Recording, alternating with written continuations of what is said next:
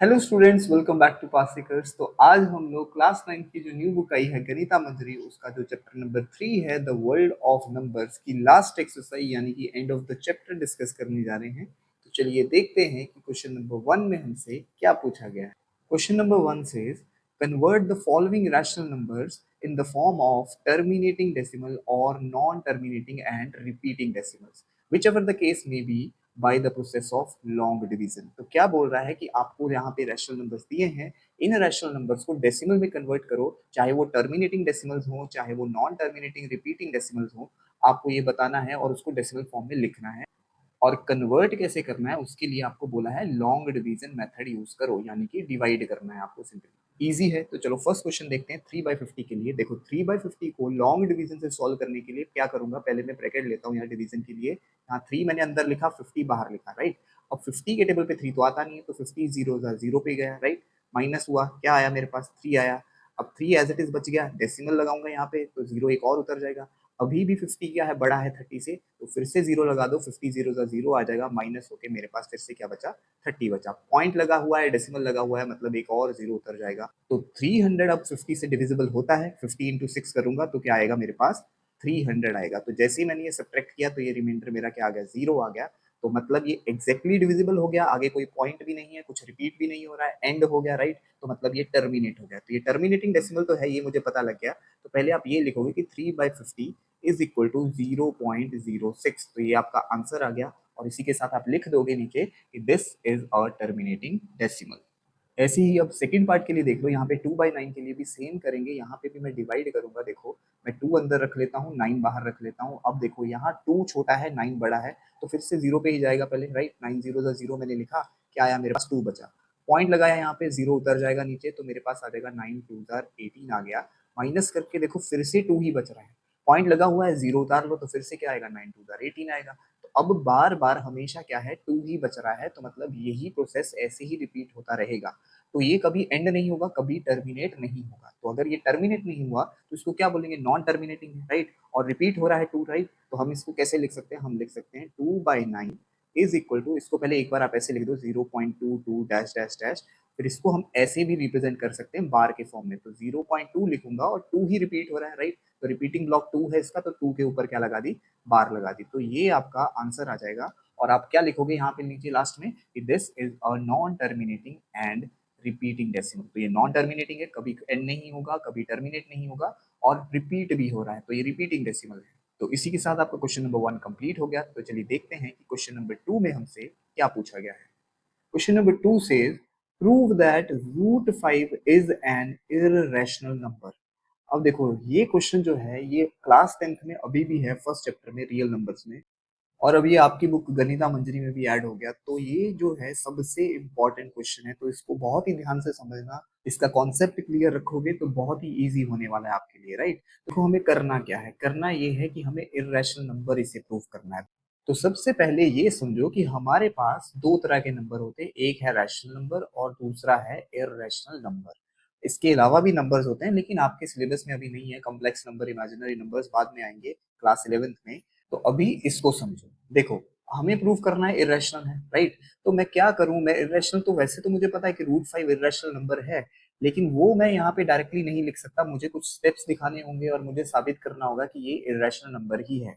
तो मैं क्या करता हूँ कि मैं अगर इसको रैशनल नंबर मान लूं और फिर रैशनल नंबर मानने के बाद ये साबित कर दूं कि ये रैशनल नंबर हो ही नहीं सकता, तो फिर क्या ऑप्शन बचेगा मेरे पास। अगर ये रैशनल नंबर नहीं हो सकता तो फिर क्या होगा, फिर ये ऑब्वियस बात है कि ये क्या होगा, इररेशनल होगा। तो वैसा ही कुछ हम यहाँ पे करने वाले हैं।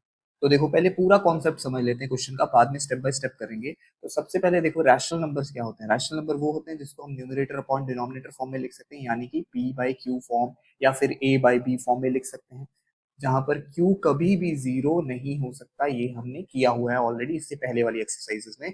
तो अब यहाँ पे क्या कॉन्सेप्ट है ये समझो। जो रैशनल नंबर्स होते हैं उसका ये जो p/q फॉर्म है वो सिंप्लीफाइड वर्जन होता है। सिंप्लीफाइड वर्जन समझते हो कि जैसे मैं ये बोल दूं कि मेरे पास 4/10 है, ये सिंप्लीफाई नहीं है। अभी अभी मैं इसको और सिंप्लीफाई कर सकता हूँ। जैसे मैं इसकी कटिंग कर दूंगा 2 के टेबल पे, तो 2 2 4, 2 5 10। तो सिंप्लीफाइड क्या है फॉर्म इसकी, 2 और 5। मतलब कि अब अगर मैं न्यूमरेटर का जो नंबर है और डिनोमिनेटर का जो नंबर है इसके अगर मैं कुछ फैक्टर्स निकालूंगा तो इन दोनों में कोई कॉमन फैक्टर नहीं होगा अदर देन 1। तो मतलब इनका हाईएस्ट कॉमन फैक्टर क्या होना चाहिए, किसका, न्यूमरेटर और डिनोमिनेटर का। यहाँ पे न्यूमरेटर क्या है, पी और क्यू, मतलब HCF of P and Q दोनों का क्या होना चाहिए, एचसीएफ 1 होना चाहिए। ये डेफिनेशन है रैशनल नंबर्स के लिए कि ये जो दो न्यूमरेटर और डिनोमिनेटर वाली टर्म्स हैं इनमें कोई भी कॉमन फैक्टर नहीं होना चाहिए। और ऐसे नंबर्स को हम क्या बोलते हैं, को प्राइम नंबर्स। तो बस ये कॉन्सेप्ट हम यहाँ पे यूज करेंगे। तो हम क्या करेंगे, हम मान लेंगे कि ये रैशनल नंबर है। रैशनल नंबर लेंगे तो ये पी बाई क्यू फॉर्म में लिखा जाएगा। और अगर पी बाई क्यू फॉर्म में लिखा जाएगा तो यहाँ पे पी और क्यू क्या होंगे, पी और क्यू होंगे को प्राइम्स। तो को प्राइम नंबर्स कौन से होते हैं, इनमें कोई भी कॉमन फैक्टर नहीं होना चाहिए अदर देन 1। और हम साबित कर देंगे कि इसका अदर देन 1 कोई और भी नंबर है जो कि कॉमन फैक्टर होगा। तो जैसे हम ये प्रूव कर देंगे कि पी और क्यू का कोई और कॉमन फैक्टर है अदर देन 1, तो वहां से हम बोल देंगे कि इसका मतलब ये जो गिवन नंबर है ये रैशनल नंबर नहीं है। तो अगर ये रैशनल नंबर नहीं हुआ तो फिर वो क्या होगा, फिर वो इररेशनल नंबर होगा।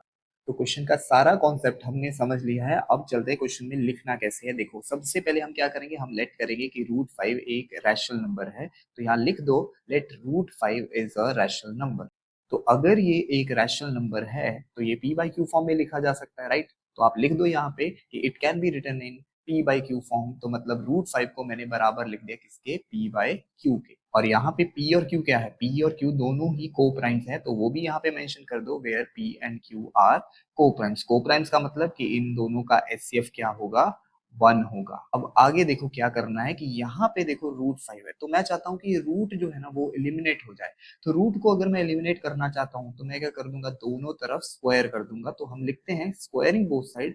और जैसे ही मैं स्क्वायर करूंगा दोनों तरफ तो मेरे पास क्या आ जाएगा, 5 is equal to P square upon Q square. देखो रूट 5 का स्क्वायर करूंगा तो वो क्या आ जाएगा, 5 ही बन जाएगा। रूट 5 इंटू रूट 5 दो सेम रूट की टर्म्स है तो वो सिंगल नंबर बन जाएगा, 5 आ गया। और इधर क्या होगा, P square upon Q square हो जाएगा, राइट। तो P square upon Q square आ गया। अब ये जो क्यू स्क्वायर है ये इधर जाएगा तो ये मल्टीप्लाई हो जाएगा 5 के साथ। तो मेरे पास आ जाएगा 5 Q square is equal to P square. और अब आप क्या करो कि ये जो 5 है इसको इधर ले आओ। तो इधर ये मल्टीप्लाई में है, इधर आके क्या हो जाएगा, डिवाइड हो जाएगा। तो क्या आएगा मेरे पास, देखो Q square is equal to P square upon 5। अब यहाँ पे जो कॉन्सेप्ट है ना वो समझने वाला है, ध्यान से समझना। देखो पी स्क्वायर को 5 से डिवाइड करवाया तो क्यू स्क्वायर के बराबर आ रहा है। मतलब यहाँ पे जो 5 है वो पी स्क्वायर को एग्जैक्टली डिविजिबल कर रहा होगा, तभी यहाँ पे सिंगल नंबर आया। इधर डिनोमिनेटर में 5 नहीं है, राइट। अगर ये डिविजिबल नहीं होता तो यहाँ पे भी 5 लिखा होता, करेक्ट। तो इसका मतलब ये जो पी स्क्वायर है वो 5 से एग्जैक्टली डिविजिबल था, तभी ये क्यू स्क्वायर आया, राइट। तो आप क्या लिख दोगे, this shows that P square is divisible by 5। तो अगर पी स्क्वायर डिविजिबल है 5 से तो पी भी डिविजिबल होगा 5 से। तो मैंने लिख दिया यहाँ पे कि so P is also divisible by 5। अब चलो इसको समझते हैं। मान लो कि मेरे पास एक नंबर है 100। अब ये जो 100 नंबर है मान लो 5 से मैं डिवाइड करवाता हूँ तो ये एग्जैक्टली डिविजिबल है, मुझे पता है 20 आएगा, करेक्ट। अब देखो ध्यान से, ये जो 100 है ये एक्चुअल में क्या है, ये 10 का स्क्वायर है, राइट। तो अगर मैं इसको पी स्क्वायर से कंपेयर करूं तो पी क्या होगा, पी 10 होगा। तो 10 भी तो देखो ना 5 डिविजिबल हो ही जाएगा, राइट। तो 10 5 से डिवाइड होके मेरे को दे देगा 2। तो वही तो यहाँ पे बोला था कि अगर कोई नंबर है पी स्क्वायर, अगर वो किसी नंबर से डिविजिबल है, जैसे कि यहाँ 5 से डिविजिबल है, तो जो नंबर p होगा, देखो p स्क्वायर 10 का स्क्वायर हुआ तो p क्या हुआ, p 10 हुआ। 10 भी उस सेम नंबर से डिविजिबल होगा, हो गया डिविजिबल, राइट। तो इसीलिए यहाँ पे लिखा कि if p square is divisible by 5 so p is also divisible by 5। अब p अगर डिविजिबल है 5 से तो मैं इसको ऐसे भी लिख सकता हूँ कि p इज इक्वल टू 5 के, राइट। p जो है 5 का मल्टीपल होगा। या इसको ऐसे भी समझ सकते हैं, देखो मान लो एग्जांपल लेता हूँ यहाँ पे कि मैं कोई नंबर लेता हूँ जो कि 5 से डिविजिबल होता है, जैसे कि मान लो मैं 15 लेता हूँ। अब 15 को देखो अगर 5 से डिवाइड करवाऊंगा तो मेरे को पता है कि 5 3 का क्या आएगा, मेरे पास 15 आएगा, राइट। एग्जैक्टली डिविजिबल हुआ, किसी नंबर पे गया, राइट। और मैं इसको कैसे लिख सकता हूँ, मैं इसको लिख सकता हूँ कि 15 इज इक्वल टू 5 इंटू 3 हो गया, राइट। तो 5 का मल्टीपल हुआ ये 15। अब वही चीज यहाँ पे बोली है कि P इज डिविजिबल बाय 5। तो अगर P डिविजिबल है 5 से तो इसका मतलब अगर मैं P को डिवाइड करवाऊं 5 पे तो तो कोई तो नंबर होगा जिसपे ये चला जाएगा एग्जैक्टली, राइट। मुझे नहीं पता पी अभी क्या नंबर है, तो कोई तो नंबर है ये, राइट। और उस नंबर पे ये चला जाएगा। मान लो किसी भी नंबर पे गया है और वहां पे पी वैल्यू आ गई, क्या पता वो 15 ही हो, राइट। तो यहाँ पे क्या हो जाएगा, ये मेरे पास रिमाइंडर आ जाएगा 0, क्योंकि ये एग्जैक्टली डिविजिबल हो गया। तो अब यहाँ पे भी क्या होगा, कोई ना कोई नंबर होगा। तो वो नंबर मैंने यहाँ पे क्या माना है, के माना है, कि वेयर के इज एनी इंटीजर। तो के मान लो, एम मान लो, वो आपके ऊपर है। मैंने यहाँ पे के माना है, राइट। तो P इज इक्वल टू क्या लिखूंगा, जैसे यहाँ पे लिखा 5 into 3, वैसे यहाँ पे क्या लिखूंगा 5 into k। तो P is equal to 5k लिख दिया। Dividend is equal to divisor into quotient, plus remainder क्यों नहीं किया, क्योंकि रिमाइंडर 0 ही है, राइट। तो P is equal to 5k आ गया, तो वही यहाँ पे मैंने P is equal to 5k लिख दिया। तो अब फिर से यहाँ पे हम क्या करेंगे, स्क्वायरिंग बोथ साइड। तो P is equal to 5k का स्क्वायर होगा तो क्या आएगा, P square is equal to 25k square. देखो P का स्क्वायर P स्क्वायर आ गया, 5 का स्क्वायर 25 आ गया, और K का स्क्वायर क्या आ गया, K स्क्वायर आ गया। अब ध्यान से देखो, यहाँ पे मेरे पास क्या है, P स्क्वायर, और मेरे पास P स्क्वायर की ऑलरेडी वैल्यू है। यहाँ पे देखो P स्क्वायर किसके बराबर है, 5q स्क्वायर के। तो मैं क्या करूंगा, P स्क्वायर की जगह 5q स्क्वायर फिल कर दूंगा। तो मेरे पास क्या आ जाएगा, 5q square is equal to 25k square. फिर से 5 उधर ले जाता हूँ, डिवाइड हो जाएगा, और देखो सिंप्लीफाई होके मेरे पास आ जाएगा q square is equal to 5k square. अब ये जो 5 है इधर q स्क्वायर से क्या हो जाएगा, डिवाइड हो जाएगा, तो मेरे पास आ गया q square by 5 is equal to k square. अब यहाँ पे देखो सेम यही वाला कॉन्सेप्ट लगेगा जो कि हमने p स्क्वायर के लिए लगाया था। तो अब यहाँ पे भी देखो q स्क्वायर 5 से डिवाइड हुआ एग्जैक्टली, तभी उसने k स्क्वायर दिया, राइट। तो मैं क्या लिखूंगा कि this means q square is divisible by 5। तो अगर q स्क्वायर डिविजिबल है 5 से, तो q is also divisible by 5। तो अब देखो कहानी क्या बनी, यहाँ पे हमने प्रूव कर दिया कि p डिविजिबल है 5 से, और इधर भी हमने प्रूव कर दिया कि q भी डिविजिबल है 5 से। तो दोनों p और q डिविजिबल हो गए 5 से। लेकिन हमने स्टार्टिंग में क्या माना था कि p और q तो को प्राइम्स है। को प्राइम्स है तो मतलब उनके बीच में कोई कॉमन फैक्टर बचा ही नहीं और डिवाइड होने के लिए। लेकिन यहाँ पे हमने साबित कर दिया कि इन दोनों का एक कॉमन फैक्टर है 5। तो आप क्या लिखोगे कि here both p and q are divisible by 5। दोनों p q डिविजिबल हो गए 5 से। तो this contradicts the fact that p and q are co-prime. तो इस बात ने, कौन सी बात, कि p और q दोनों है 5 से, इसने हमारी इस बात को झुठला दिया है, कॉन्ट्राडिक्ट कर दिया है कि दोनों p और q क्या थे, को-प्राइम्स थे। तो आप लिख दो कि therefore our assumption is wrong or our supposition is wrong, so thus root 5 is an irrational or root 5 is an irrational number. तो इसी के साथ आपका क्वेश्चन नंबर 2 भी कंप्लीट हो गया है। तो चलिए देखते हैं कि क्वेश्चन नंबर 3 में हमसे क्या पूछा गया है। Question number 3 says convert the following decimal numbers in the p by q form. तो हमें देखो यहाँ पे डेसिमल्स दिए हैं, कुछ टर्मिनेटिंग डेसिमल हैं, कुछ रिपीटिंग डेसिमल्स हैं, और हमें इन सब को p बाई q फॉर्म में रिप्रेजेंट करना है, यानी कि फ्रैक्शनल फॉर्म में दिखाना है। तो इजी है, वन बाय वन देखते हैं। फर्स्ट क्वेश्चन देखो 12.6। तो देखो आप क्या करोगे, 12.6 को तो पहले ऐसे ही लिख दो, ये टर्मिनेटिंग डेसिमल है। तो टर्मिनेटिंग डेसिमल के लिए क्या करते हैं, जैसे ही पॉइंट हटाएंगे हम, तो हम इसको लिख देंगे पहले 126, और पॉइंट के बाद कितने डिजिट्स हैं, सिर्फ एक डिजिट है, तो नीचे हम डिनोमिनेटर में 1 लगा के उतने ही जीरोस लगा देंगे जितने डिजिट्स हैं पॉइंट के बाद। तो यहाँ पे 1 डिजिट था तो 1 0 लगाया। अब इसकी कटिंग कर दो, देखो सिंप्लीफाई हो जाएगा, 2 के टेबल पे इजीली कटिंग हो जाएगी इसकी। 2 के टेबल पे 126 कहाँ पे आएगा, इसका हाफ कर दो सीधा, 63 आएगा, और 2 के टेबल पे 10 कहाँ पे जाता है, 5 पे जाएगा। तो मेरे पास क्या आ गया, 63/5। तो 63/5 आपका आंसर हो गया। देखो 63/5 p बाई क्यू फॉर्म में ही है, तो यही आपका आंसर है। नेक्स्ट क्वेश्चन देखो 0.0120। तो अब यहाँ पे इसको एक बार पहले लिखता हूँ, 0.0120। अब देखो अगर मैं यहाँ पे डेसिमल हटाऊं तो नंबर क्या बनेगा, आप ये नहीं लिख दोगे कि 00120, नंबर के आगे जीरोस लगा के कोई फायदा ही नहीं है, तो इसको हटा दो, राइट। अब इसके नीचे डिनोमिनेटर में क्या आएगा, 1 लगाया, 1 के बाद कितनी जीरोस आएंगी, जितने डिजिट हैं, कितने डिजिट हैं, 4 डिजिट हैं, यहाँ पे दिख रहे हैं मुझे क्लियरली। तो आप यहाँ पे 4 जीरोस लगा दो, 1 2 3 4। अब इसको हम सिंप्लीफाई कर लेते हैं। देखो एक बार इसको लिख लेते हैं पहले फिर से दोबारा से, फिर कटिंग करेंगे, क्योंकि समझ में ही नहीं आएगा कि क्या हुआ, आपको स्टेप्स नहीं दिखेंगे, राइट। तो देखो 0 से एक 0 कैंसिल हो गई, करेक्ट। अब इसके बाद मैं इसको कहाँ पे कट कर सकता हूँ, देखो 12 4 के टेबल पे तो जाता है, तो मैं 4 के टेबल पे डायरेक्टली कटिंग कर सकता हूँ, या फिर 2 के टेबल पे करना है वो आपकी चॉइस है, 2 बार करना पड़ेगा। मैं डायरेक्टली 4 पे कर रहा हूँ। तो देखो 4 3 12, राइट। और 4 के टेबल पे मुझे पता है 100 कहाँ पे जाता है, 100 यहाँ तक है, 125 पे जाता है और साथ में एक जीरो बच जाएगी तो 250 होगा सीधा। तो मेरे पास क्या आया 3/250 और 3/250 ही आपकी p/q फॉर्म है, तो यही आपका आंसर हो गया। अब नेक्स्ट पार्ट देख लो, थर्ड पार्ट में हमें दिया है 3.052 और देखो 52 के ऊपर बार भी है।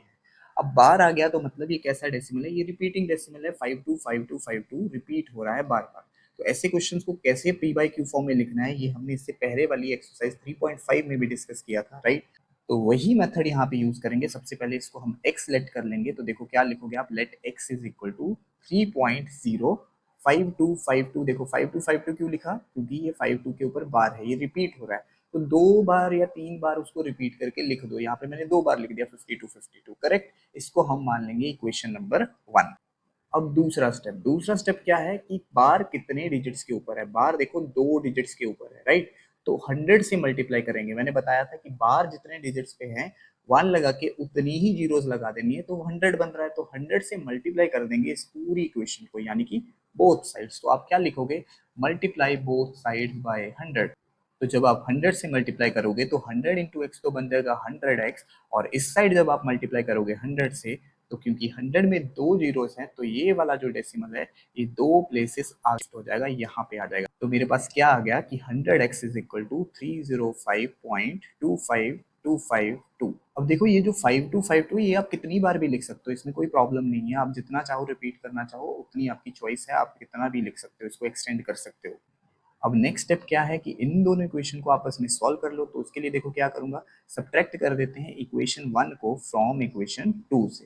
तो इक्वेशन 2 से सब्ट्रैक्ट कर रहा हूं, तो पहले लिख दो इक्वेशन 2 और फिर नीचे लिख दो इसके इक्वेशन 1। अब सब्ट्रैक्ट करना है तो साइन चेंज होंगे, यहाँ पे प्लस का साइन है तो ये क्या हो जाएगा माइनस, और ये भी पॉजिटिव है तो ये भी क्या हो जाएगा नेगेटिव हो जाएगा। तो मेरे पास क्या आ जाएगा, देखो 100 में से x गया तो इधर तो आएगा 99x इज इक्वल टू, यहाँ पे देखो 5252 वाली जो टर्म्स है लास्ट में ये सेम है, तो ये तो पूरी कैंसिल हो जाएंगी एज इट इज, राइट। यहाँ पे देखो 2 में से 0 माइनस हुआ तो मेरे पास बचेगा 2 डेसिमल एज इट इज, और 305 में से 3 माइनस होगा तो मेरे पास आएगा 302। तो x की वैल्यू क्या आ जाएगी, देखो ये 19 इधर मल्टीप्लाई में, उधर जाके डिवाइड में आ जाएगा, तो 302.2 अपॉन 99 आ जाएगा। इसको आगे सॉल्व करते हैं तो कैसे लिखूंगा मैं इसको, 3022 अपॉन 99। देखो मैंने पॉइंट हटाया तो नीचे 10 लग जाएगा, 99 इंटू 10 क्या हो जाएगा 990 हो जाएगा।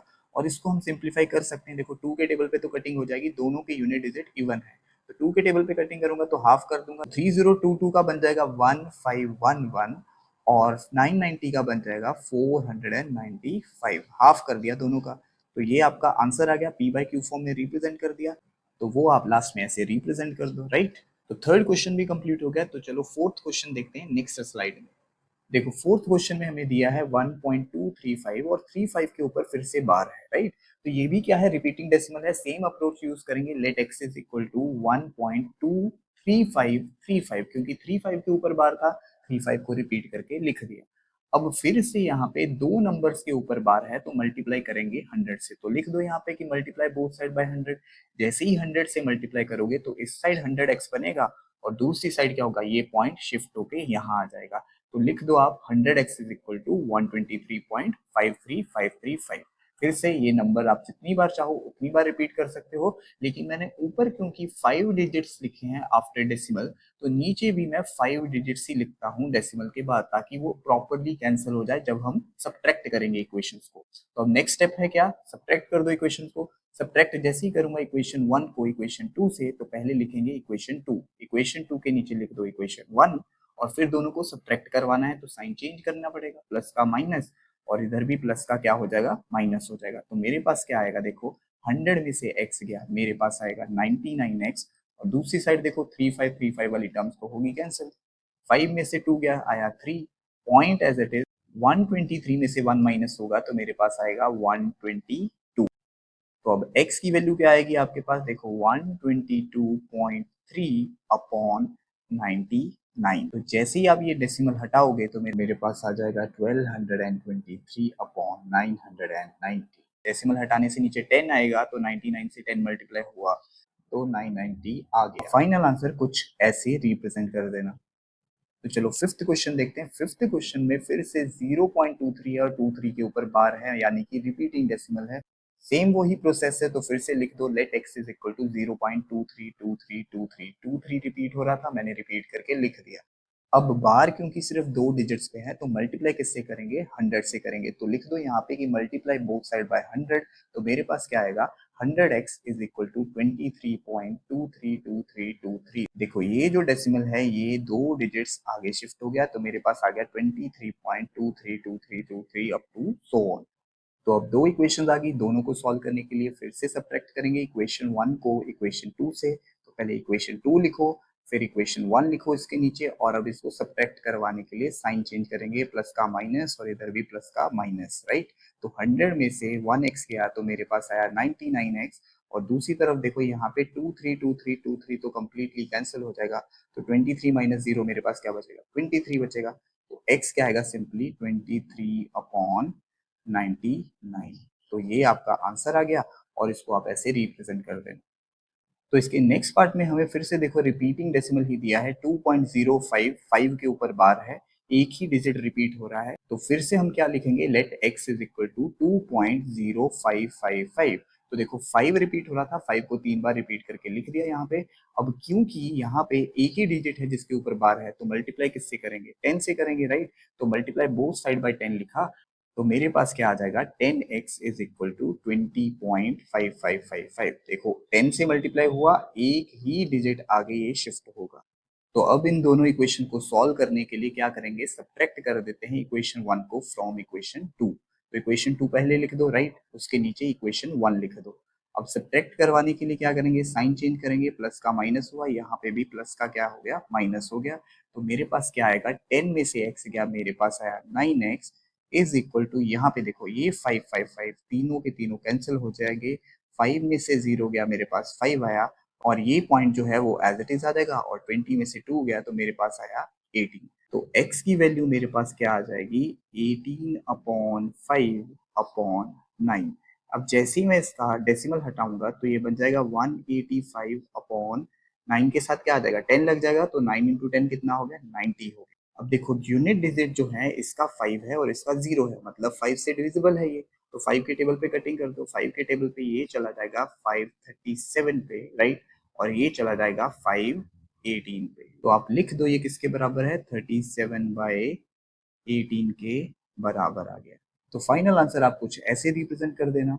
तो चलो नेक्स्ट पार्ट देखते हैं। 7th क्वेश्चन में हमें दिया है 2.125, और देखो 5 के ऊपर बार है, यानी कि ये भी क्या है, रिपीटिंग डेसिमल है। तो इसको भी सेम अप्रोच से यूज करेंगे, तो लिख दो आप let x is equal to 2.12555। देखो 5 के ऊपर बार था, तो 5 को मैंने 4 टाइम्स आप रिपीट करके लिख सकते हो, राइट। अब क्योंकि बार सिर्फ एक ही नंबर के ऊपर है, तो हम मल्टीप्लाई करेंगे किससे, 10 से मल्टीप्लाई करेंगे। तो यहाँ लिख दो कि मल्टीप्लाई बोथ साइड बाय 10। तो क्या आ जाएगा मेरे पास equation, 10x is equal to 21.2, और फिर 55555, जितनी बार आप लिखना चाहो उतनी बार लिख सकते हो, लेकिन आप उतने ही डिजिट्स लिखो जितने आपने यहाँ पे लिखे हैं। देखो यहाँ पे 5 डिजिट्स है, तो मैंने यहाँ पे भी डेसिमल के बाद 5 डिजिट्स ही लिखे हैं, राइट। तो 10 से मल्टीप्लाई होके ये जो डेसिमल था ये एक डिजिट आगे शिफ्ट हो जाएगा, तो ये 21.25555 आ गया मेरे पास, राइट। तो अब दो इक्वेशंस है, इनको सॉल्व करते हैं। सब्ट्रैक्ट कर दो इक्वेशन 1 को इक्वेशन 2 से, तो पहले इक्वेशन 2 लिख दो आप, और उसके नीचे लिख दो इक्वेशन 1। अब सब्ट्रैक्ट करना है, तो फिर से क्या होगा, साइन चेंज किया, प्लस का माइनस किया, इधर भी प्लस का माइनस किया, राइट। तो 10 में से x गया, मेरे पास आएगा 9x, और इधर देखो यहाँ पे 555 ये कैंसिल हो जाएंगे लास्ट के 3, राइट। अब बाकी देखो क्या बचा, 5 में से 2 गए, मेरे पास आया 3, 2 में से 1 गया, मेरे पास आया 1, डेसिमल एज इट इज लगा दो, और 21 में से 2 माइनस करूंगा तो मेरे पास आएगा 19। तो अब x की वैल्यू क्या आ जाएगी, ये 9 मल्टीप्लाई में है, इधर जाके डिवाइड हो जाएगा, तो 19.13 अपॉन 9 आ गया। अब देखो जैसे ही डेसिमल हटेगा तो मेरे पास आ जाएगा 1913, और क्योंकि डेसिमल के बाद 2 डिजिट्स थे तो नीचे 100 चला जाएगा, राइट। नीचे 9 ऑलरेडी है वहां पे, तो 9 के साथ 100 मल्टीप्लाई हो जाएगा, तो मेरे पास आ जाएगा 900, और ये आगे सिंप्लीफाई नहीं हो सकता, तो यही आपका आंसर आ जाएगा, और इसको आप कुछ ऐसे एक्सप्रेस कर देना। तो ये आपका आंसर आ गया। तो चलो नेक्स्ट पार्ट देखो। नेक्स्ट पार्ट में हमें पूछा है 3.125, और फिर से 5 के ऊपर बार है, यानी कि रिपीटिंग डेसिमल है। सेम अप्रोच से सॉल्व होगा। तो आप फिर से लिख दो let x is equal to 3.12555, क्योंकि 5 के ऊपर बार था, 5 रिपीट होगा, तो 3 बार या 4 बार आप कितनी बार भी रिपीट करके लिख सकते हो, राइट। तो अभी क्योंकि बार फिर से एक ही डिजिट पे है तो मल्टीप्लाई होगा दोनों साइड 10 से, तो लिख दो मल्टीप्लाई बोथ साइड बाय 10। जैसे ही मल्टीप्लाई होगी इक्वेशन तो आ जाएगा 10x is equal to 31.25555, right. अब ये जो डेसिमल था एक डिजिट आगे चला गया क्योंकि 10 से मल्टीप्लाई हुआ है, तो जितनी यहाँ पे जीरो उतने डिजिट्स आगे शिफ्ट हो जाएगा, राइट। तो अब दो इक्वेशंस आ गई, दोनों इक्वेशन को सॉल्व करते हैं। फर्स्ट इक्वेशन को सब्ट्रैक्ट कर दूंगा सेकंड में से, राइट। तो लिख दो subtract equation 1 from equation second. तो पहले सेकंड इक्वेशन लिख दो, इसके नीचे आप फर्स्ट इक्वेशन लिख दो। दोनों को क्योंकि माइनस करना है तो क्या करूंगा, यहाँ साइन चेंज करूंगा, प्लस का माइनस हुआ, इधर भी प्लस का माइनस हो गया। तो क्या आएगा मेरे पास, तो यहाँ पे तो ये 5 कैंसिल हो जाएगा, राइट। 5 में से 2 माइनस हुआ, मेरे पास आया 3। 2 में से 1 गया, मेरे पास बचा 1। Point as it is. 31 में से 3 माइनस हुआ तो मेरे पास आएगा 28। इधर क्या बचा, 10 में से x माइनस होगा तो मेरे पास आएगा 9x। तो अब x की वैल्यू देखो क्या आ जाएगी, 28.13 अपॉन 9। तो यहाँ भी मैं डेसिमल हटाऊंगा तो नीचे 100 आ जाएगा, राइट। तो क्या आ जाएगा देखो, 2813 अपॉन 9 इंटू 100 होके क्या दे देगा मेरे को, 900 दे देगा। तो यही आपका आंसर आ गया, और इसको आप फाइनली कुछ ऐसे एक्सप्रेस कर देना। तो चलो इस पार्ट का लास्ट क्वेश्चन देखो, 9th क्वेश्चन में हमें दिया है 2.1625। तो फिर से इसके ऊपर बार है, लेकिन इस बार बार जो है वो 4 डिजिट्स के ऊपर है, राइट। तो रिपीटिंग डेसिमल है, सेम अप्रोच रहेगा। लिख दो let x is equal to 1625 क्योंकि 1625 रिपीट हो रहा है, राइट। रिपीटिंग ब्लॉक ही यहाँ पे 1625 है, तो उसको 2 बार लिख दिया मैंने, राइट। अब क्योंकि यहाँ पे जो बार है वो 4 डिजिट्स के ऊपर है, तो 1 के बाद में कितने जीरोस लगाऊंगा, 4 जीरोस लगाऊंगा। तो 1 के बाद 4 जीरोस लगाया मतलब 10,000 आया, तो 10,000 से आप मल्टीप्लाई कर दोगे दोनों साइड, तो मल्टीप्लाई बोथ साइड बाय 10,000। तो आपके पास क्या आएगा, इधर तो 10,000 x आ गया, राइट। लेकिन दूसरी तरफ क्या होगा, ये जो पॉइंट है 4 डेसिमल प्लेसेस आगे शिफ्ट हो जाएगा, तो सीधा कहाँ आएगा, 1 2 3 4, यहाँ से यहाँ चल जाएगा सीधा। तो देखो मैंने वो कन्वर्ट करके यहाँ पे लिख दिया है। तो मेरे पास दो इक्वेशंस आ गई हैं, अब इन दोनों को आपस में सॉल्व करूंगा। सब्ट्रैक्ट कर दो पहली इक्वेशन को दूसरी में से, तो लिख दो सब्ट्रैक्ट इक्वेशन 1 फ्रॉम इक्वेशन 2। तो पहले हम लिखेंगे सेकेंड इक्वेशन को और इसके नीचे लिख दो फर्स्ट इक्वेशन को। दोनों को माइनस करना है तो साइन चेंज होगा, प्लस का माइनस हुआ, यहाँ भी प्लस का माइनस हो गया। तो मेरे पास देखो क्या आएगा, यहाँ 10,000 में से x माइनस होगा तो मेरे पास आएगा 9,999 x इज इक्वल टू, दूसरी साइड देखो 1625 तो पूरा ही माइनस हो जाएगा, ये पूरा कैंसिल हो गया। तो आपके पास क्या बचा, 21625 में से 2 माइनस करेंगे तो 21623 आ जाएगा मेरे पास। तो x की वैल्यू क्या आ जाएगी, 21623 अपॉन 9999। अब देख लो चेक करके कि ये जो ऊपर न्यूमरेटर में नंबर है ये 3 के टेबल पे जाएगा या नहीं। अगर जाता है तो उसको सिंप्लीफाई कर दो, नीचे वाले को चेक करने की जरूरत नहीं क्योंकि उसमें तो सारे डिजिट्स 9 के हैं, तो वो जाएगा ही 3 पे, राइट।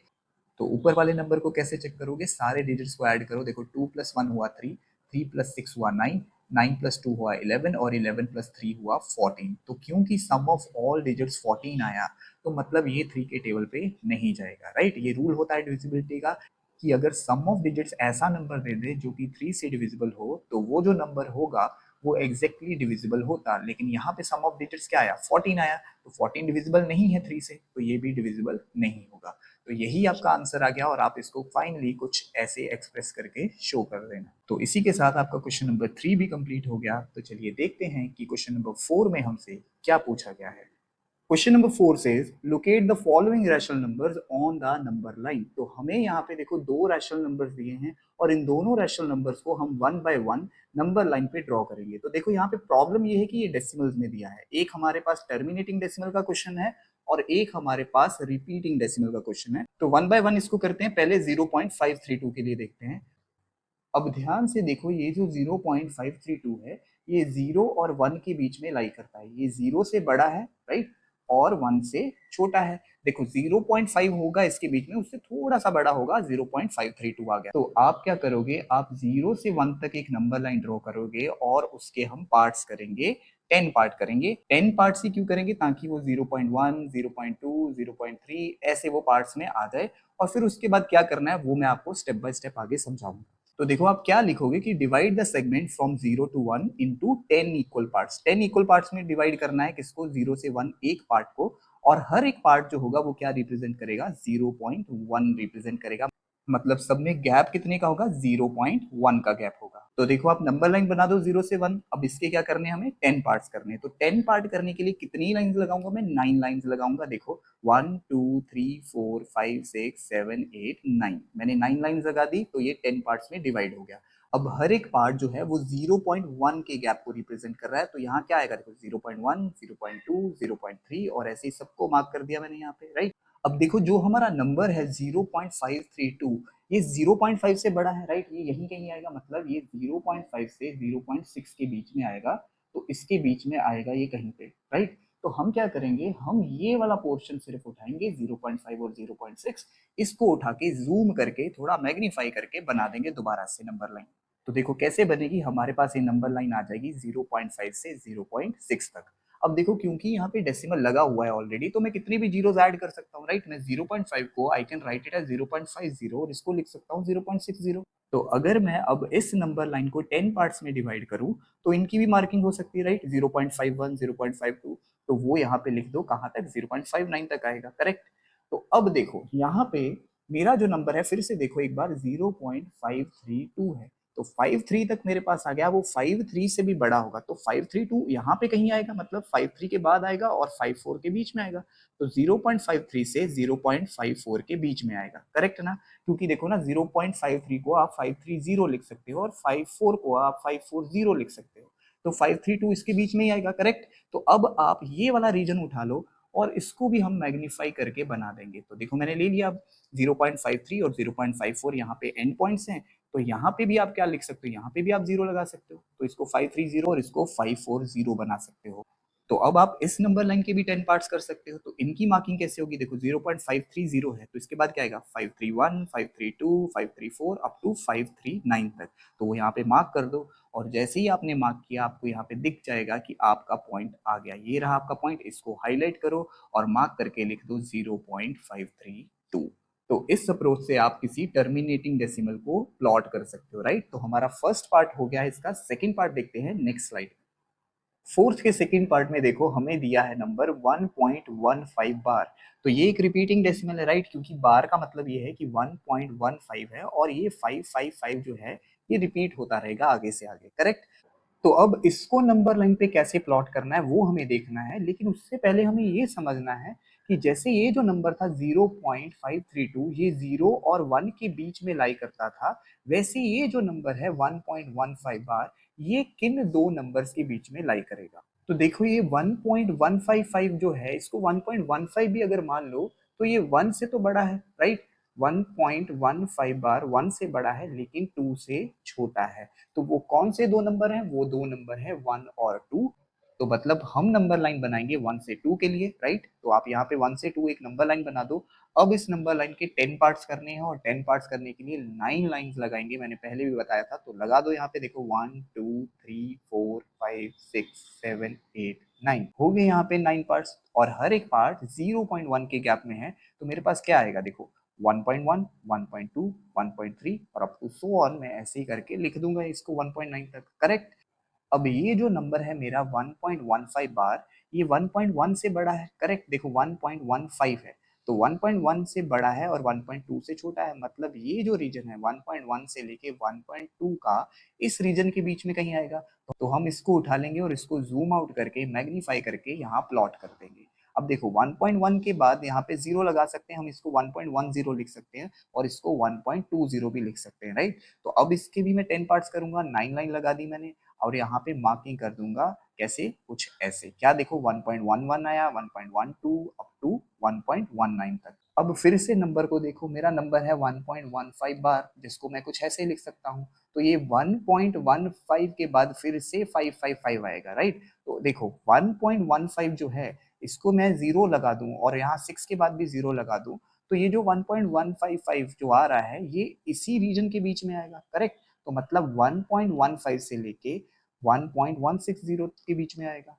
तो आप क्या करोगे, इसको उठा लो, इसको जूम आउट करके प्लॉट कर दो। अब देखो 1.150 आ गया और इधर एंड क्या है 1.160। इसके 10 इक्वल पार्ट्स किए मैंने, यहाँ पे 9 लाइंस लगा दी और अब यहाँ पे भी मार्किंग करूंगा। कहाँ से शुरू होगी देखो, 1.150 के बाद क्या आएगा 1.151, 1.152 ऐसे लिख के आप इसकी मार्किंग कर दो। और यहाँ पे फिर से मेरे पास क्या आ जाएगा देखो 1.155 और 1.156। देखो कई टीचर्स बोल देंगे कि 1.155 आ गया, 2 प्लेसेस तक तो मैंने रिपीट करके निकाल दिया तो इसी को मार्क कर दो, या फिर वो बोल देंगे कि इससे जस्ट थोड़ा सा इधर मार्क कर दो कहीं पे, तो वही होगा क्योंकि 1.55555 आता ही रहेगा, इसको तो आगे प्लॉट करते ही रहेंगे, राइट।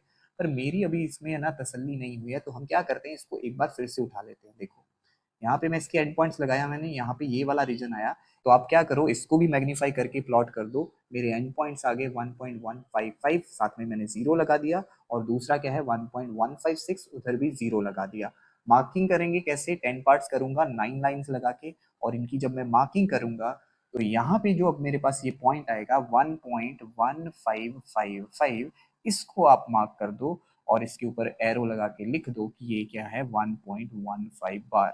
हालांकि ये भी एग्जैक्ट नहीं है, क्योंकि आप देखो ना, इसको सॉल्व करते रहो, आप हर बार ये रीजन उठाते रहो, आगे आगे ड्रॉ करते रहोगे, ये तो ड्रॉ होता रहेगा, क्योंकि ये जो नंबर है ये इनफाइनाइटली आगे एक्सपेंड होता रहेगा, ये रिपीटिंग डेसिमल है, राइट। लेकिन फिर भी अगर बार लगा है तो आप 3 पॉइंट्स तक तो एटलीस्ट उसको शो करो, अगर आपके पास एग्जाम में टाइम है। अगर नहीं है तो आप यहाँ पे भी इसको मार्क करके छोड़ सकते थे। कई टीचर्स आपको बोलेंगे एग्जैक्टली यहीं पे मार्क कर दो, और कई टीचर्स बोलेंगे इससे थोड़ा साइड में मार्क कर दो या इसके सेंटर में मार्क कर दो। लेकिन अगर आपके पास एग्जाम में टाइम है और ऐसा क्वेश्चन आया है तो आप इसको एटलीस्ट 3 रेपिटेशंस तक शो कर दो, right. So this point represent 1.15 बार हम लिख सकते हैं। और इसी के साथ क्वेश्चन नंबर 4 भी आपका कंप्लीट हो गया। तो चलिए देखते हैं कि क्वेश्चन नंबर 5 में हमसे क्या पूछा गया है। Question number 5 says find 6 rational numbers between 3 and 4। तो देखो बहुत इंपॉर्टेंट क्वेश्चन है ये, एग्जाम में पूछने के इसके बहुत चांसेस है। 3 और 4 के बीच में आपको 6 रैशनल नंबर्स निकालने हैं। 3 और 4, आप बोलोगे कि ये दोनों तो कंसेक्यूटिव नंबर्स हैं, तो इसके बीच में रैशनल नंबर्स कैसे निकालेंगे हम। देखो ऑलरेडी हमने लास्ट एक्सरसाइज में, उससे पहले की एक्सरसाइजेज में किया है, बहुत सारे मेथड है रैशनल नंबर्स निकालने के लिए। कॉमन डिनोमिनेटर मेथड हम यहाँ पे यूज करेंगे। तो उसके लिए क्या करना है, जब भी देखो दो नंबर्स आपको दिए हैं जिनके बीच में गैप है ही नहीं, जैसे यहाँ पे 3 और 4 है, तो आप क्या करोगे, उसको मल्टीप्लाई और डिवाइड करोगे किसी पर्टिकुलर नंबर से।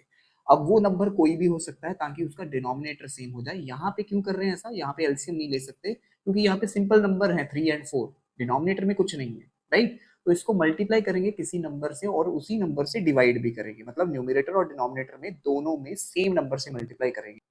तो वैसे तो आप कोई भी नंबर यूज कर सकते हो मल्टीप्लाई करने के लिए, मतलब न्यूमरेटर और डिनोमिनेटर में मल्टीप्लिकेशन देने के लिए कोई भी नंबर ले सकते हो। इजीनेस के अकॉर्डिंग जाओगे तो आप 10 से मल्टीप्लाई कर दो, 10 से डिवाइड कर दो। पर क्योंकि यहाँ पे हमें 6 रैशनल नंबर्स ढूंढने को बोले हैं तो मैं उसके अकॉर्डिंग बताऊंगा। देखो जब 6 रैशनल नंबर ढूंढने को बोले तो 6 से एक ज्यादा कर दो। 6 से एक ज्यादा मतलब 6 के बाद क्या आएगा, 7 आएगा। तो 7 से मल्टीप्लाई करो और 7 से ही डिवाइड करो, मतलब 7 से मल्टीप्लाई कर दो न्यूमरेटर और डिनोमिनेटर में, या फिर मैं बोल दूं कि मल्टीप्लाई भी कर दिया और डिवीजन भी कर दिया, ऐसे लिख सकता हूँ 7/7, राइट।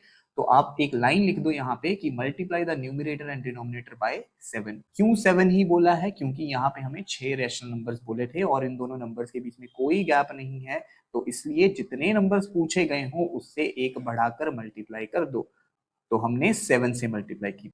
तो देखो क्या है, आपके पास 3 है, अब 3 को मल्टीप्लाई करना है, न्यूमरेटर में 7 और डिनोमिनेटर में भी 7, तो 7/7 लिख दो। या फिर आप ऐसे भी लिख सकते हो कि 3 को मैं 3/1 भी लिख सकता हूँ और न्यूमरेटर में 7 लगा दिया, डिनोमिनेटर में भी 7 लगा दिया। दोनों में से कुछ भी करो एक ही बात है, मैं इसको यूज नहीं कर रहा, यहाँ पे मैं ऐसे ही कर रहा हूँ।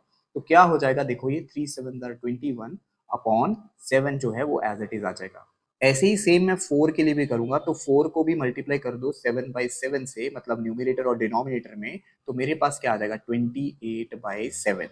तो देखो मेरे पास अब 21/7 और 28/7 आ गया। देखो 3 और 4 में तो कोई गैप नहीं था, लेकिन 21 से लेके 28 तक तो बहुत गैप है, मतलब 6 रैशनल नंबर्स तो उसके बीच आ जाएंगे, राइट। और मैंने 7 से क्यों मल्टीप्लाई किया, ताकि एग्जैक्टली 6 रैशनल नंबर्स आए, राइट। तो अब आप यहाँ पे एक लाइन लिख दो कि दस द 6 रैशनल नंबर्स बिटवीन इन दोनों नंबर्स में। ये दो नंबर कोई अलग नहीं है, ये 3 ही है और ये 4 ही है। देख लो आप सिंप्लीफाई करोगे तो इसको 7 3 21, ये 3 ही है, और ये 7 4 28, ये 4 है। तो इसके बीच में कौन कौन से रैशनल नंबर हैं वो आप लिख दो। 21 से शुरू नहीं होना है, 21 के बाद से, बिटवीन बोला है, बिटवीन। तो उस अकॉर्डिंग 21 के बाद क्या आएगा 22/7, फिर क्या आएगा 23/7, फिर क्या आएगा 24/7, 25/7, 26/7 और 27/7। तो देख लो 6 रैशनल नंबर आ गए हैं, 1 2 3 4 5 6।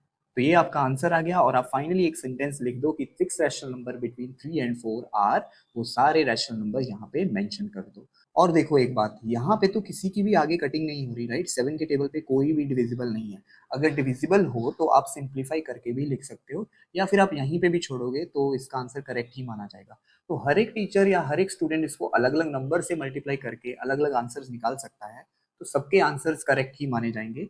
लेकिन मैंने यही अप्रोच क्यों यूज की, क्योंकि उसने 6 रैशनल नंबर बोले थे और मैंने एग्जैक्टली 6 रैशनल नंबर्स ही निकाले हैं बिटवीन 3 एंड 4। तो इसी के साथ आपका क्वेश्चन नंबर 5 कंप्लीट हो गया है। तो चलिए देखते हैं कि क्वेश्चन नंबर 6 में हमसे क्या पूछा गया है। Question number 6 is find 5 rational numbers between 2/5 and 3/5।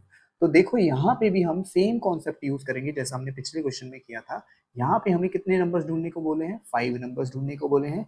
तो 5 से एक ज्यादा, यानी कि 5 के बाद क्या आता है, 6 आता है। तो हम मल्टीप्लाई किससे करेंगे, 6 से करेंगे। तो आप लिख दो multiply the numerator and denominator by 6।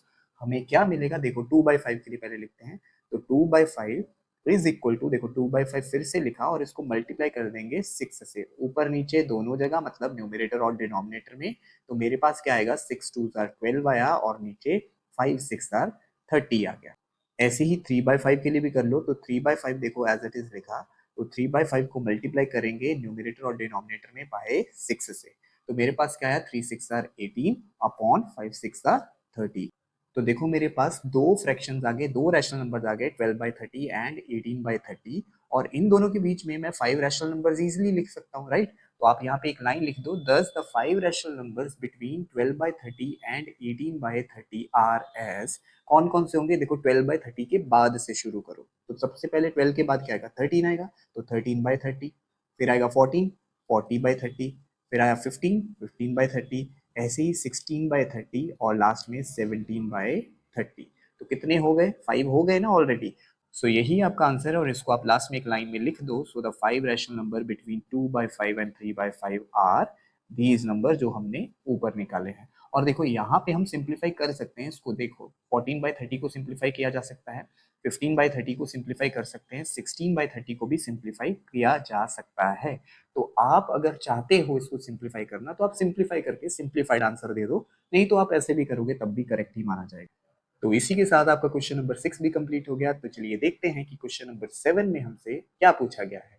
Question number 7 says find 5 rational numbers between 1/6 and 2/5। तो देखो यहाँ पे भी 5 रैशनल नंबर्स ही निकालने हैं। तो आप बोल दोगे कि सर 5 रैशनल नंबर निकालने हैं, 6 से मल्टीप्लाई कर दो न्यूमरेटर और डिनोमिनेटर में, राइट।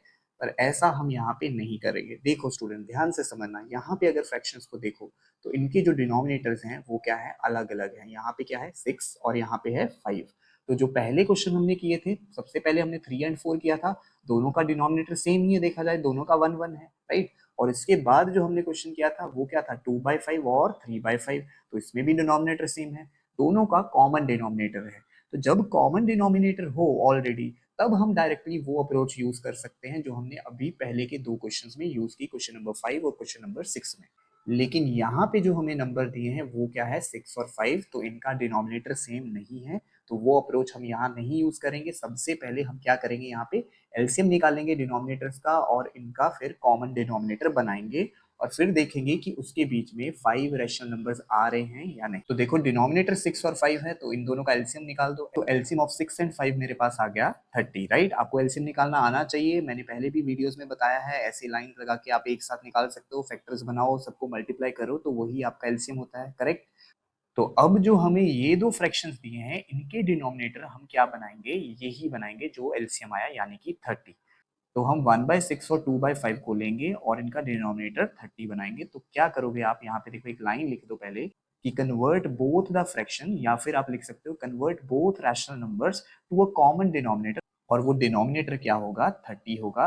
तो कैसे बनेगा, पहले 1/6 उठाओ, देखो 1/6 लिया मैंने, अब 1/6 का डिनोमिनेटर मैं 30 बनाना चाहता हूँ, तो 6 को किससे मल्टीप्लाई करूंगी 30 हो जाए, 5 से करूंगा, राइट। तो 5 से अगर नीचे मल्टीप्लाई करूंगा डिनोमिनेटर में, तो ऊपर भी करना पड़ेगा। देखो करना वैसे ही है, फिर से देखो 5 1 5 आया मेरे पास, और नीचे क्या आ गया 5 6 30 आ गया, बन गया इसका डिनोमिनेटर 30। ऐसे ही अब आप 2/5 उठा लो, तो 2/5 लिखा मैंने यहाँ पे, 2/5 दोबारा से लिखा, नीचे 5 है, नीचे 30 बनाना है, तो सोचो 5 को किससे मल्टीप्लाई करोगे कि 30 आए, 6 से मल्टीप्लाई करोगे, तो उसी नंबर से आप न्यूमिनेटर में भी मल्टीप्लाई कर दो। तो क्या आएगा मेरे पास, 6 2 12 और डिनोमिनेटर में आ गया 30। तो अब आप इन दो नंबर्स को देख लो कि इन दोनों के बीच में आपको 5 रैशनल नंबर्स मिल रहे हैं या नहीं। तो यहाँ पे तो देखो 5 के बाद क्या आ जाएगा, 6 आ जाएगा, 7 आ जाएगा, 8 आ जाएगा, 9 आ जाएगा, 10 आ जाएगा, 11 आ जाएगा। कितने आ गए, 1 2 3 4 5 6 आ गए। हमें चाहिए 5 है, तो हम लिख सकते हैं, राइट, हम इसे यूज कर सकते हो। लेकिन अगर मान लो कि ऐसा हो गया कि एक 5/30 होता और दूसरा 9/30 हो जाता, तो क्या करते, हमें तो यहाँ पे मिलेंगे सिर्फ 3 रैशनल नंबर, 6 7 और 8, मतलब 6/30 7/30 और 8/30। लेकिन हमें चाहिए कितने थे, 5 चाहिए। तो अगर ऐसा यहाँ पे हो जाए, यहाँ पे हुआ नहीं है, लेकिन मैं बता रहा हूँ कि अगर ऐसा हो जाए कि आप एलसीएम भी निकालो, इतनी मेहनत करो, और फिर भी आपको नंबर्स जो मिले उनमें 5 रैशनल नंबर्स ना आए, या फिर उतने रैशनल नंबर्स ना आए जितने आपको चाहिए, तो फिर आप क्या करोगे, तो आप इसको किसी और नंबर से फिर से मल्टीप्लाई कर दोगे। वो आपकी चॉइस है, आप इसको किससे मल्टीप्लाई करते हो, लेकिन डिनोमिनेटर सेम रखना, ये कंडीशन है। तो मान लो मैं इसको फिर 2 से मल्टीप्लाई कर देता, राइट, तो ये बन जाता 10/60, और इसको अगर मैं 2 से मल्टीप्लाई करता तो ये बनता 18/60। तो अब 10 to 18 मेरे पास क्या है, 5 रैशनल नंबर इजीली आ जाते हैं, राइट। तो ऐसे इसको अप्रोच करते, लेकिन यहाँ पे ऐसा करने की जरूरत नहीं है, क्योंकि मेरे पास जो दो नंबर्स आए हैं वो दोनों के बीच में 5 रैशनल नंबर इजीली आ जाएंगे। तो आप यहाँ पे एक लाइन लिख दो, the 5 rational numbers between 5/30 and 12/30 R S. कौन कौन से आप लिखना चाहते हो, 6 है हमारे पास, आप कोई भी 5 लिख दो। जैसे कि मैं तो स्टार्ट ही कर रहा हूँ 6/30 से ही, तो 7/30, 8/30 और 9/30, और एक और लिख दो 10/30। देखो इसको भी आप सिंप्लीफाई कर सकते हो, लेकिन वो फिर से आपकी चॉइस है, आपको सिंप्लीफाई करना है तो कर दो, नहीं भी करोगे तो चलेगा, सेम ही मतलब है, राइट। सो आप फाइनली लिख दोगे एक line, so the 5 rational numbers between 1/6 and 2/5। देखो यहाँ पे हम 5/30 और 12/30 लिख रहे हैं, जो हमने यहाँ पे नंबर्स निकाले हैं, लेकिन लास्ट जो आप आंसर लिखोगे वहां पे आप ओरिजिनल नंबर्स को यूज करके लिखोगे। तो 1/6 और 2/5 में क्या रैशनल नंबर्स आए, वो यही वाले रैशनल नंबर्स हैं, और वो यहाँ पे आप लिख दोगे। तो इसी के साथ आपका क्वेश्चन नंबर 7 भी कंप्लीट हो गया। तो चलिए देखते हैं कि क्वेश्चन नंबर 8 में हमसे क्या पूछा गया है।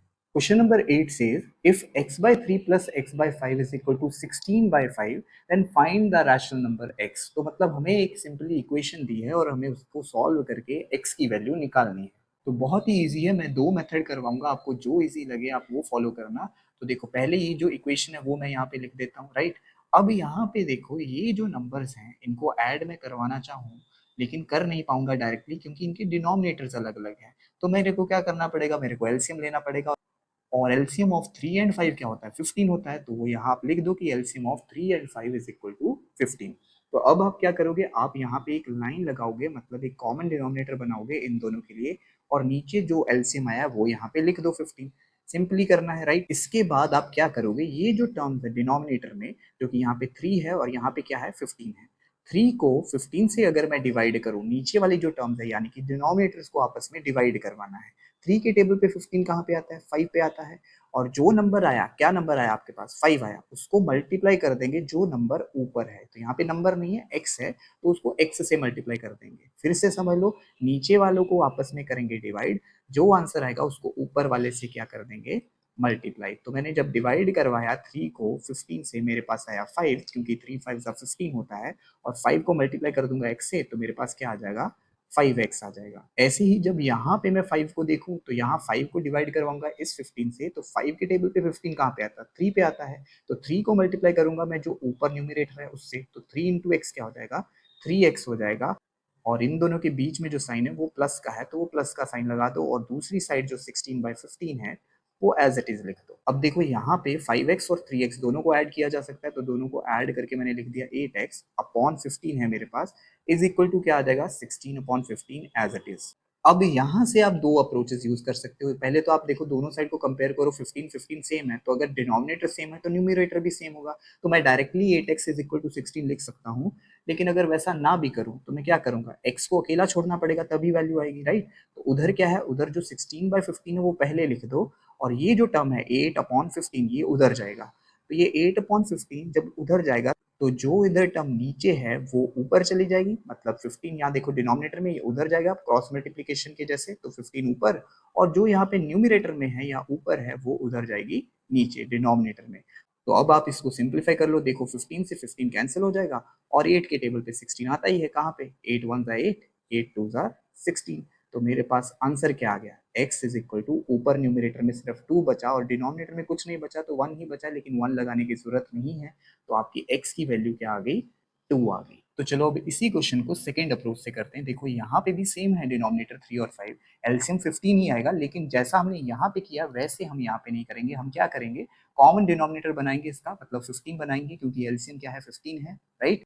देखो पहले x/3 का डिनोमिनेटर अगर 15 बनाना चाहता हूँ तो 3 को किससे मल्टीप्लाई करूंगा, 5 से मल्टीप्लाई करूंगा, राइट। तो 5 से ऊपर 5 से नीचे, मतलब न्यूमिनेटर डिनोमिनेटर दोनों में, प्लस x/5 का भी डिनोमिनेटर में 15 बनाना चाहता हूँ तो इसको किससे मल्टीप्लाई करूंगा, 3 से, तो 3 से न्यूमिनेटर और 3 से डिनोमिनेटर में multiplication, is equal to 16/15 as it is लिख दो। अब देखो यहाँ पे क्या हुआ, 5 इंटू एक्स क्या आ जाएगा, 5x आ जाएगा, और नीचे क्या हो गया, 5 3 15, और दूसरी तरफ देखो क्या हुआ, 3 इंटू एक्स आ गया 3x, और डिनोमिनेटर में 5 3 15 आ गया, इज इक्वल टू किसके, 16/15 एज इट इज चलता रहेगा।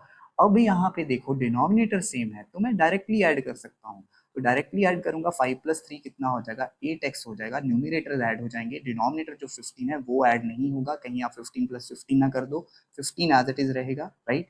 ऊपर वाली टर्म्स ऐड होगी, तो 8x/15 आ गया, इज इक्वल टू 16/15।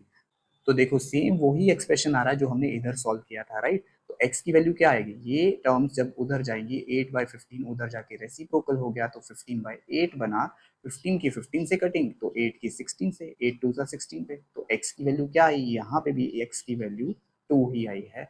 तो ये आपका आंसर आ गया। तो स्टूडेंट्स इस वीडियो में बस इतना ही। आई होप आपको सभी क्वेश्चन समझ में आए हो। नेक्स्ट वीडियो में हम कवर करेंगे question number 9 to question number 15। So next video कहीं आप मिस ना कर दो, तो इस वीडियो को लाइक और मेरे चैनल को सब्सक्राइब कर लो।